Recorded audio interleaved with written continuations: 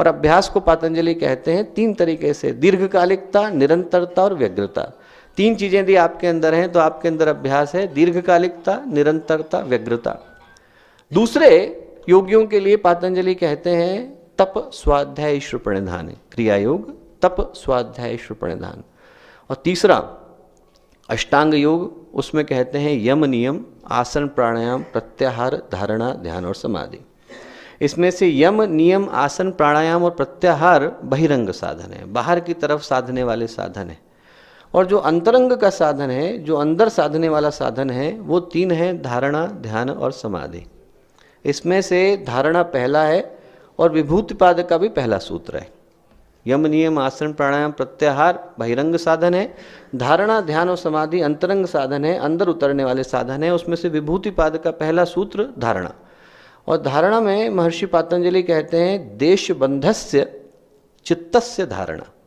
देश किसी एक विषय पर, किसी एक वस्तु पर, किसी एक लक्ष्य पर, किसी एक उद्देश्य पर चित्त को बांध लेना, देश बंधस्य चित्तस्य धारणा, वो धारणा है कि यदि हमारा मन सारी चीज़ों को भूलकर दुनिया की भीड़ भाड़ के मध्य, दुनिया की आपाधापी के मध्य, दुनिया की सारी समस्याओं के मध्य हट करके एक जगह पर हमारा मन एकाग्र हो जाता है, चित्त एकाग्र हो जाता है, तो वो धारणा है।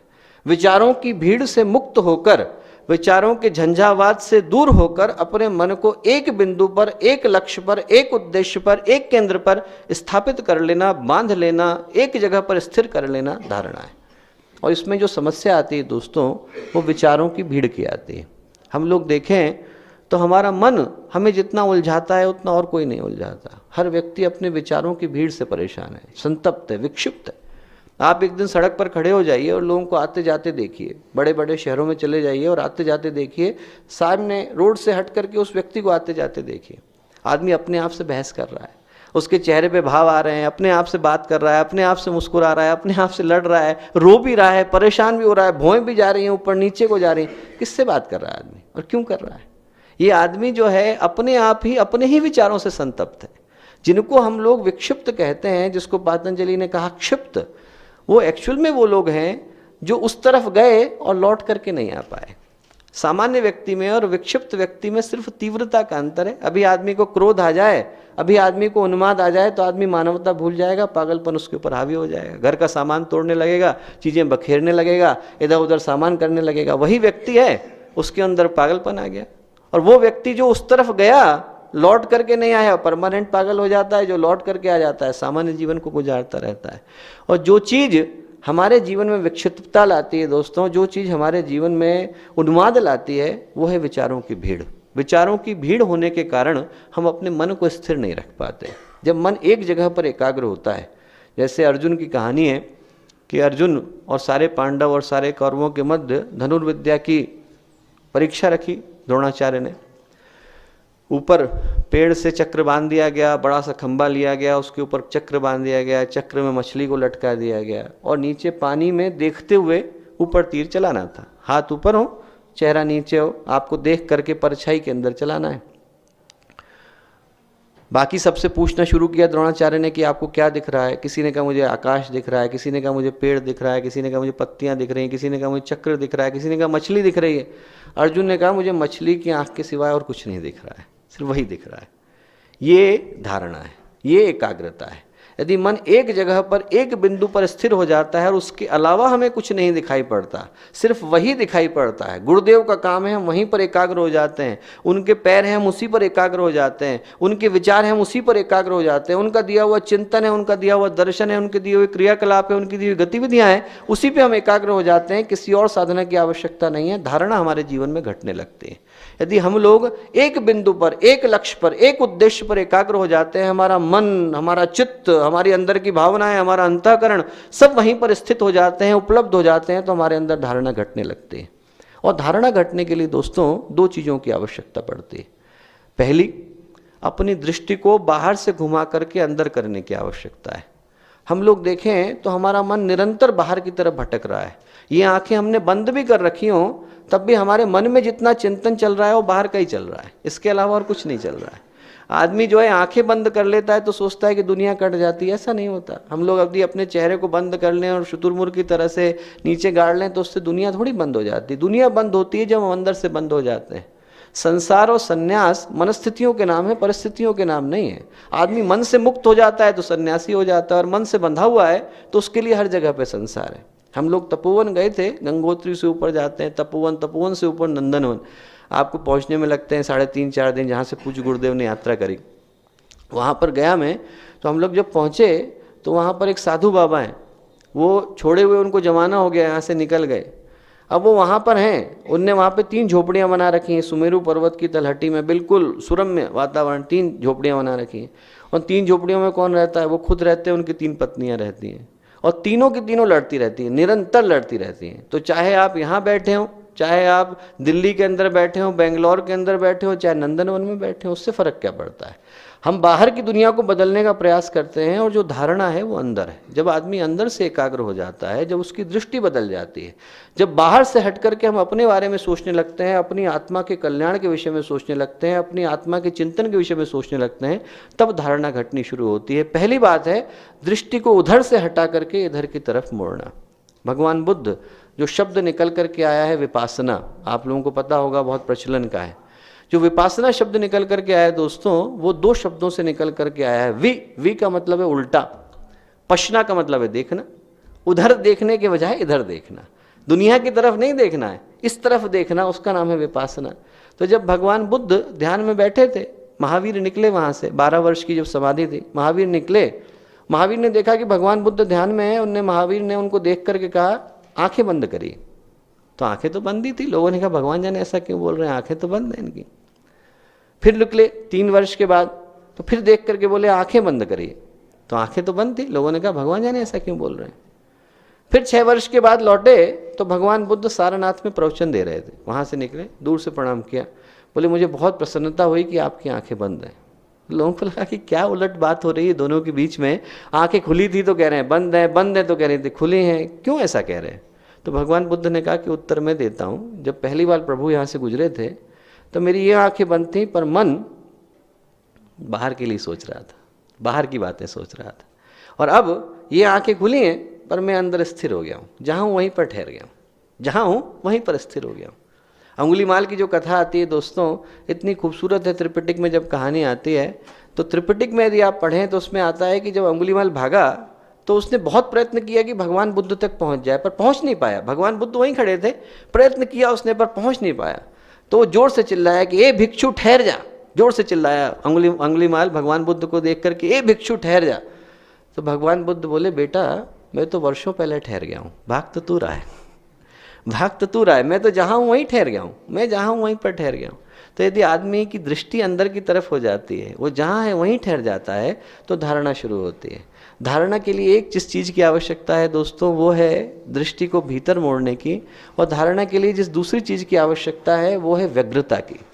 जो हम लोगों ने उद्देश्य ले लिया, उसके प्रति हमारे मन में तड़प पैदा होने लगे, उसके प्रति हमारे मन में एक ललक पैदा होने लगे, उसके प्रति ऐसा जज्बा आ जाए कि उस उद्देश्य के अलावा और कुछ न दिखाई पड़े, तो फिर हमारे अंदर धारणा उत्पन्न होनी शुरू होती है।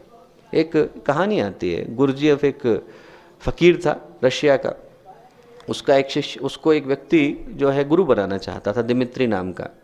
तो गुरुजीएफ की खास बात थी कि लोगों को आसानी से शिष्य नहीं बनाता था, लोग वर्षों टहलते थे और उसके बाद फिर उसको लगता था कि ये इसके लिए उपयुक्त हो गए, तब उनको शिष्य बनाता था। तो दिमित्री नाम का एक व्यक्ति था, 1 वर्ष तक उसके दरवाजे के बाहर बैठा रहा। तो गुरुजीएफ ने कहा कि ठीक है, आपको मैं शिष्य बनाऊंगा, आप एक काम करो कि आप कल सुबह आ जाओ। 4 बजे बुला लिया। 4 बजे गुरुजीएफ दिमित्री को लेकर के जंगल में चला। जंगल में एक सिंचाई की नहर आती थी, उसने दिमित्री से कहा कि साहब आप बीच में जा कर के खड़े हो जाओ। खड़ा हो गया, ने कहा भी थोड़ी देर में आप यहीं खड़े रहना, आपको जिस ज्ञान की पिपासा है वो आपकी यहीं पूरी हो जाएगी। ठीक है साहब। थोड़ी देर में नहर से पानी छूटा, पानी आकर के उसके पैरों से टकराया, पैरों से टकराया तो अब दिमित्री घबराया, उसने कहा कि भाई पानी तो थोड़ी देर में बढ़ जाएगा, मैं कहाँ जाऊँ। उसने देखा गुरुजीएफ की तरफ, तो गुरुजीएफ ध्यान में बैठा हुआ था, स्थिर बैठा हुआ था। उसने कहा अभी डिस्टर्ब करना उचित नहीं है, बाद में पूछूंगा। फिर थोड़ी देर में पानी बढ़ते बढ़ते घुटने तक आया, अब थोड़ा और घबराया, तो उसने फिर से देखा गुरुजीएफ की तरफ, तो गुरुदेव आराम से बैठा मुस्कुरा रहा था। तो उसने कहा कि यहीं खड़ा रहूं कि किनारे आ जाऊं? उसने कहा नहीं नहीं, आप यहीं खड़े रहो, सही जगह खड़े हो आप। फिर थोड़ा पानी बढ़ा, बढ़ते बढ़ते कमर तक आया। अब दिमित्री और घबराया, तो दिमित्री ने घबरा करके देखा। उसने कहा कि साहब यहाँ ही खड़े रहना है कि किनारे आना है? उन्होंने कहा नहीं नहीं, यहीं खड़े रहना है, बिल्कुल यहीं खड़े रहना है। पानी छाती तक आया तो बहुत घबराया। अब तो उसने कहा कोशिश करनी शुरू करी। तो गुरुजी बोले कि नहीं नहीं, चिंता मत करो, वहाँ पे क्यों खड़े हो? उन्होंने कहा आपका शिष्य बनने के लिए। बोले शिष्य क्यों बनना चाहते थे? बोले भगवान को पाने के लिए। बोले फिर सही जगह पे खड़े हो, भगवान यहीं आपके पास आने वाले हैं, 2 मिनट इंतजार करो, भी आएंगे भगवान।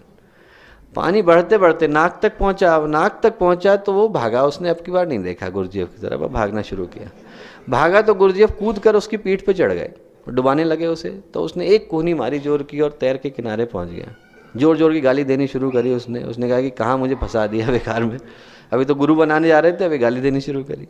तो गुरुजी बोले भाई तू गुस्सा करना छोड़, ये बता कि जब तू डूब रहा था तो तुझे क्या याद आ रहा था? फिर कैसा सवाल है साहब, क्या याद आएगी? हवा याद आ रही थी और क्या याद आ रहा था?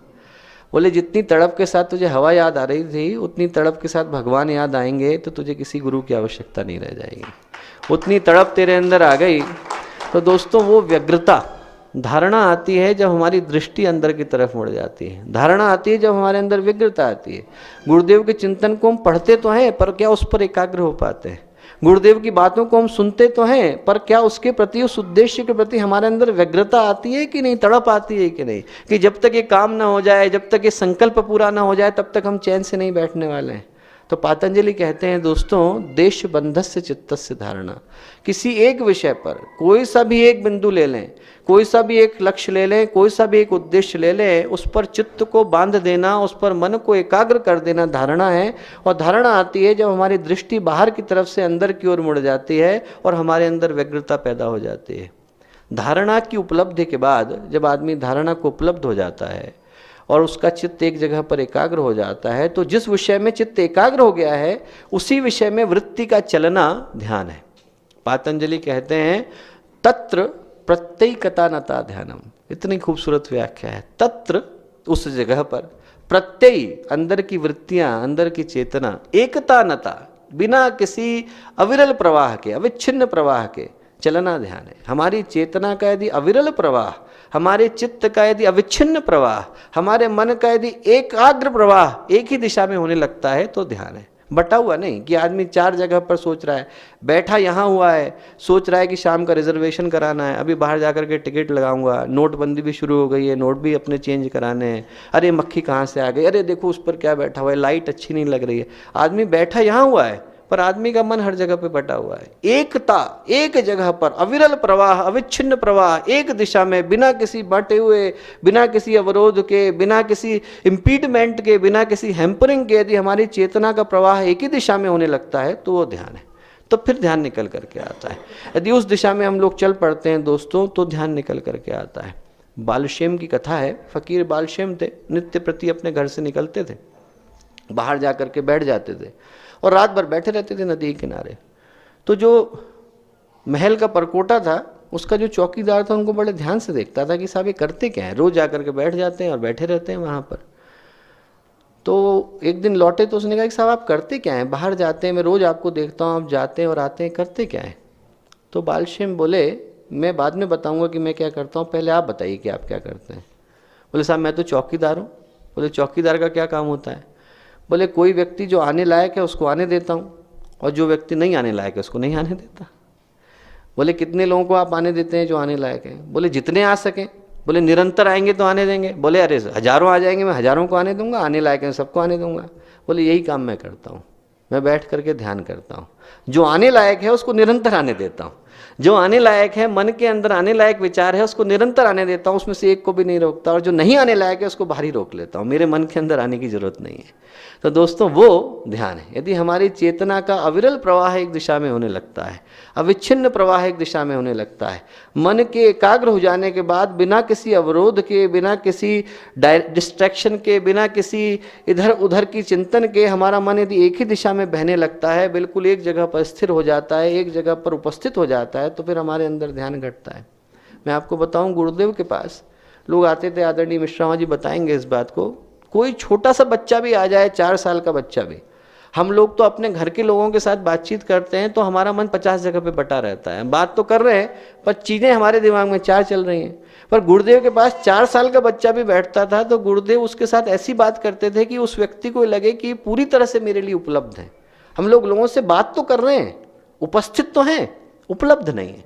हम व्यक्ति के पास प्रेजेंट तो हैं, हम वहाँ पर प्रेजेंट हैं, हमारी कोई अटेंडेंस ले तो प्रेजेंट लग जाएगी, क्लास में लोग अटेंडेंस लेते हैं तो प्रेजेंस लग जाती है उसकी, खड़ा हुआ है, सब कुछ सीख समझ नहीं रहा, वो उपस्थित है, उपलब्ध नहीं है। और गुरुदेव का क्या था कि छोटा सा बच्चा भी आए, छोटा सा व्यक्ति भी उनसे बात कर रहा है और बड़ा सा व्यक्ति भी बात कर रहा है, गुरुदेव पूरी तरह से उसके लिए उपलब्ध होते थे। आदमी से 1 मिनट के लिए बात करते थे, उसे लगता था कि सिर्फ मेरी और मेरी ही बात पूज्य गुरुदेव ने करी है और किसी के लिए नहीं करी है, और किसी से ये बात कही नहीं गई है, सिर्फ मेरे लिए कही गई है। और ये जो बात है वो तब निकल करके आती है दोस्तों जब हमारे जीवन का प्रत्येक क्षण ध्यान बन जाता है।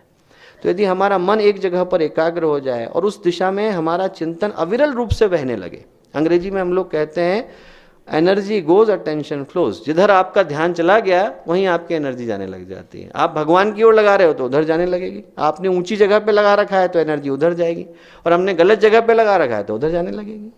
संस्कृत में इतनी बढ़िया परिभाषा ध्यान की आती है, संस्कृत में कहते हैं तैल धारावत अविच्छिन्न प्रवाह, कि तेल की धारा की तरह से अविच्छिन्न प्रवाह ध्यान है। तैल धारावत अविच्छिन्न प्रवाह इति ध्यानम, कि ध्यान जो है तेल की धारा की तरह से अविच्छिन्न प्रवाह है जिसको कोई तोड़ नहीं सकता, टूट नहीं सकता, कि कहीं पर भी आ जाए मन एक ही जगह पर एक ही स्थान पर पूरी तरह से एकाग्र हो गया है, स्थिर हो गया है।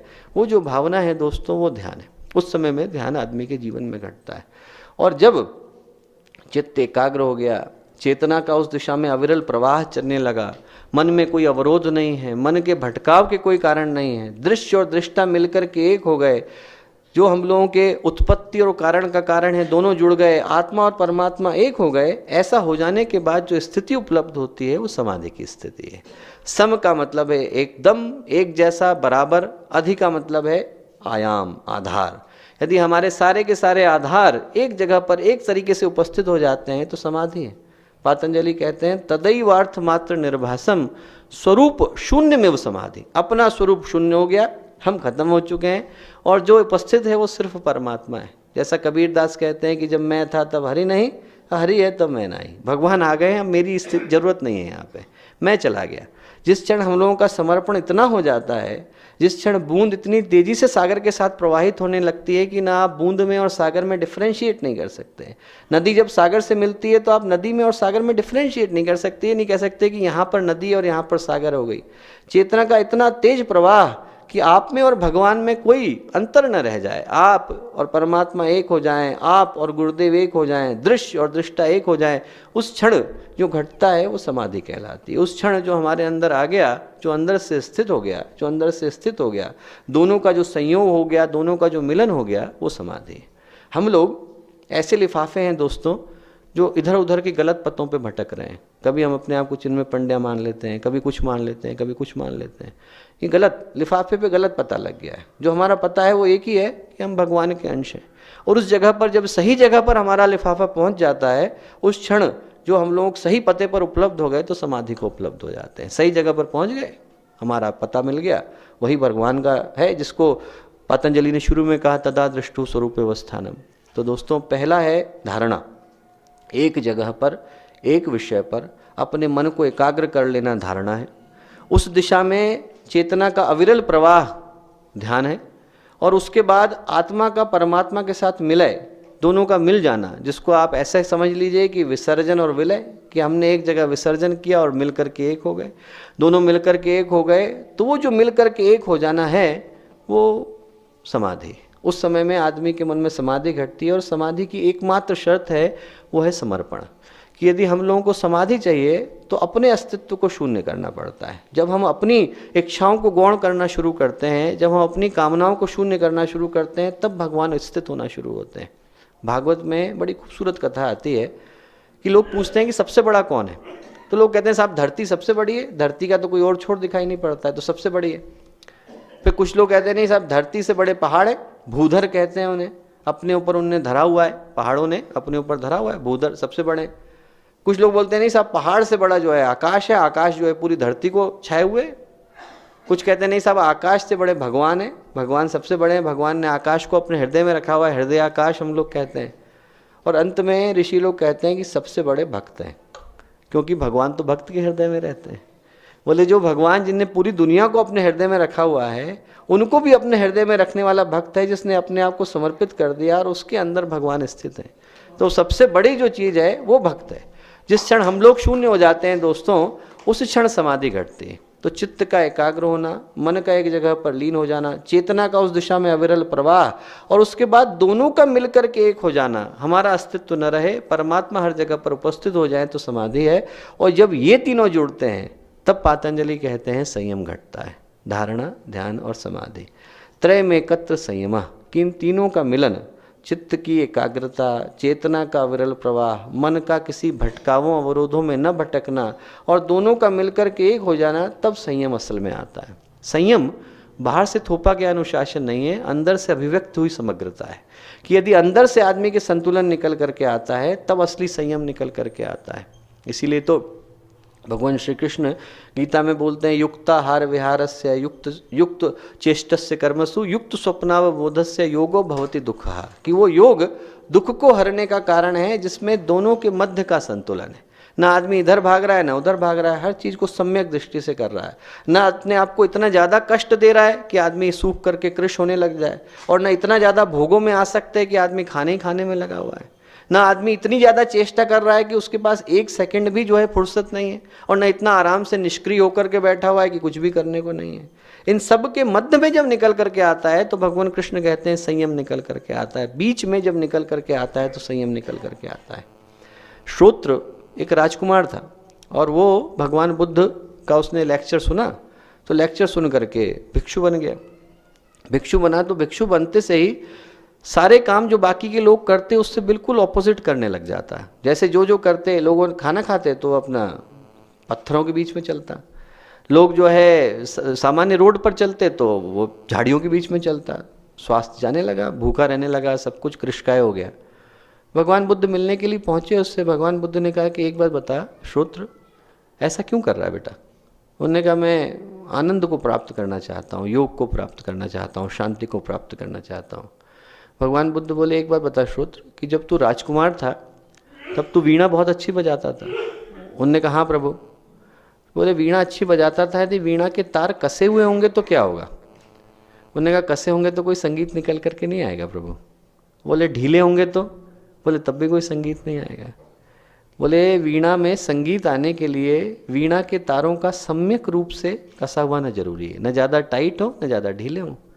जीवन के साथ भी यही है। भगवान बुद्ध बोले जीवन में यदि तुम्हें संगीत चाहिए, जीवन में योग चाहिए, तो न जीवन को ज़्यादा टाइट करने की आवश्यकता है और न ढीला छोड़ने की आवश्यकता है। न तो ये है कि तुम पूरी तरह से भोग में लिप्त हो, और न ये आवश्यक है तो कि पूरी तरह से तुम अपने आप को टाइट करने में लगे हो। दोनों के मध्य में जब निकल करके आता है तब संयम निकल करके आता है। तो दोस्तों जो संयम निकल करके आता है वो चित्त को एकाग्र करने से निकल करके आता है, चेतना के अविरल प्रवाह से निकल करके आता है, दृश्य के दृष्टा के साथ जुड़ने से निकल करके आता है। उसके बाद जो संयम उपलब्ध होता है वो संयम जीवन को अंदर से अनुशासन देता है, वो संयम जीवन को अंदर से संगीत देता है, वो संयम जीवन को अंदर से संतुलन देता है। बाहर से किसी चीज़ की आवश्यकता नहीं है, अंदर से प्रयासों को करने की आवश्यकता है। जैसा महर्षि अरविंद ने कहा, इनर रेगुलेट्स आउटर बीइंग। बाहर को कुछ बदलने की जरूरत नहीं है। बाहर आप क्या क्या बदलोगे? अपने आप को अंदर से बदलने की आवश्यकता है। गुरुदेव ने कहा मनस्थिति बदलें तो परिस्थिति बदले। आप अपने आप को अंदर से बदल लीजिए, अंदर से बदलते ही बाहर की परिस्थितियाँ अपने आप बदलने लगती हैं। जितना आदमी गहरा गड्ढा अंदर खोदता जाता है उतनी ज़्यादा मंजिल ऊपर उठती चली जाती है। जड़ गहरी होती चली जाएगी, पेड़ ऊपर उठता चला जाएगा। आदमी अंदर साधनात्मक दृष्टि से मजबूत होता चला जाएगा। पुण्य का घेरा, तप का घेरा, आलोक का घेरा, चेतना का घेरा, औरा का घेरा, सब चीज़ें उसी प्रवाह से बाहर बढ़ती चली जाती हैं। आदमी बाहर सारे प्रयासों को करने में लगा रहता है, अंदर के प्रयासों को भूल जाता है। और अंदर के प्रयासों को करने के लिए संयम की आवश्यकता है। संयम की आवश्यकता का अर्थ मन को सही अनुशासन देना है, मन को सही संतुलन देना है। और सही संतुलन देने के लिए चित्त का एक जगह पर एकाग्र होना, उस दिशा में चेतना का अविरल प्रवाह होना, और उसके बाद दोनों का एक हो जाना, ये मिलकर के संयम बनते हैं। इसको यदि हम लोग गुरुदेव की दृष्टि से उठा करके देखें दोस्तों, तो एक ही चीज़ है कि गुरुदेव का कोई भी एक चिंतन, गुरुदेव का दिया हुआ कोई भी एक उद्देश्य यदि हम उसे अपने जीवन की धारणा बना लेते हैं, हमें लगता है व्यस्त रहें मस्त रहें, बना लें, हमें लगता है सुख बांटे दुख बटाएं, बना लें, हमें लगता है अपनी रोटी मिल बांट करके खाएं, बना लें, हमें लगता है कि गुरुदेव का कोई भी एक सूत्र है वही मेरे जीवन की धारणा है, मैं सिर्फ यही करूंगा कि लोगों के दुख हैं उनको बटाऊंगा और अपने सुख को बांटूंगा, लोगों को खुश रखूंगा, लोगों के कष्टों को दूर करूंगा। इतनी ही धारणा हमारे अंदर आ जाती है, उसी दिशा में हमारा ध्यान चलने लगेगा, उसी दिशा में हमारी चेतना की समग्रता आने लगेगी और उसी दिशा में हम लोग व्यक्तित्व के उच्चतम शिखर पर उपलब्ध होते चले जाएंगे। तो मैं अंत में ये कहते हुए, यद्यपि आज के शायद उसका डिस्कशन का वो नहीं है, पर ये कहूँगा कि इस चारों सूत्रों के बाद, विभूतिपाद के इन चारों सूत्रों के बाद जो अंतिम सूत्र निकल करके आता है वो बिल्कुल गुरुदेव के विचार क्रांति अभियान का सूत्रपात है। पतंजलि कहते हैं कि देश बंधस्य चित्तस्य धारणा तत्र प्रत्येकतानता ध्यानम तदैवार्थ मात्र निर्भासम स्वरूप शून्य में समाधि त्रयमेकत्र संयम। और फिर बोलते हैं तज्जयात प्रज्ञालोका, इनके ऊपर जय करने पर प्रज्ञा का अवतरण होता है कि जब आदमी संयम को उपलब्ध होता है तब आदमी के जीवन में प्रज्ञा आती है। तो जिस प्रज्ञा की गुरुदेव बात करते हैं वो वही आलोक है जो दूसरी जगह से निकल करके आता है। उस आलोक को प्राप्त करने के लिए, उस प्रज्ञा को प्राप्त करने के लिए, उस ज्ञान को प्राप्त करने के लिए, उस संयम को प्राप्त करने के लिए, उस समाधि को उपलब्ध होने के लिए, अपने व्यक्तित्व को अंदर से निखारने के लिए, बाहर से समग्रता और संतुलन पर ले जाने के लिए प्रयासों को अंदर से शुरू करना पड़ता है और अभी से शुरू करना पड़ता है। जो लोग ये सोचें कि इस प्रयास को हम लोग कल करेंगे या 3 वर्ष बाद करेंगे या 3 महीने बाद करेंगे, उनको उतने ही वर्षों की प्रतीक्षा भगवान के कारोबार में करनी पड़ती है। आज के क्षण, इसी क्षण यदि हम लोग पूरी समग्रता के साथ जुड़ जाते हैं, धारणा के साथ जुड़ जाते हैं, तो जीवन में संयम का उदय होता है। तो भगवान करे कि ये सारे सूत्र आपके जीवन में एक नवीन चिंतन को लेकर के आएँ, दिशाधारा को लेकर के आएँ, नूतन संकल्पों को लेकर के आएँ। यही हम लोगों की आशा है, अपेक्षा है और विनम्र निवेदन है। इन्हीं शुभकामनाओं के साथ, मंगल कामनाओं के साथ मैं अपनी बात को समाप्त करता हूँ। बहुत बहुत धन्यवाद।